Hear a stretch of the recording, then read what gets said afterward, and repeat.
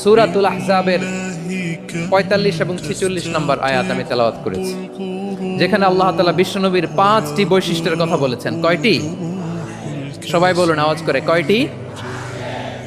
৫টি বৈশিষ্ট্যের কথা আল্লাহ তাআলা এই আয়াত দুটিতে উল্লেখ করেছেন। বিশ্বনবী সাল্লাল্লাহু আলাইহি ইসলামের জীবনী, ওনার বায়োগ্রাফি নিয়ে কথা বলাটা দুষ্কর, কারণ এটার কোনো শেষ নাই, কুল নাই, কিনারা নাই, বিয়ন্ডলেস, বাউন্ডলেস, বটমলেস। সুবহানাল্লাহ বলেন।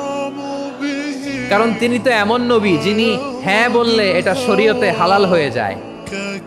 নবীর মুখ দিয়ে যদি বের হয় হ্যাঁ, নাম, ইয়েস, তাহলে এটা হালাল। ঠিক কিনা বলেন? এ নবীর মুখ দিয়ে যদি না বের হয় যে না, নো, তাহলে এটা শরীয়তে হারাম হয়ে যায়।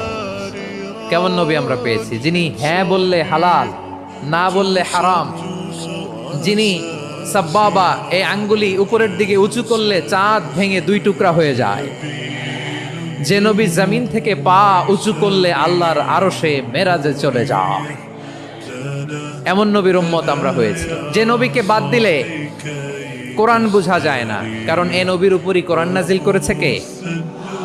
এ নবীকে বাদ দিলে হাদিস বোঝা যায় না, কারণ হাদিস তো এ নবীর মুখনিসৃত পবিত্র বাণী। সুবহানাল্লাহ পড়েন।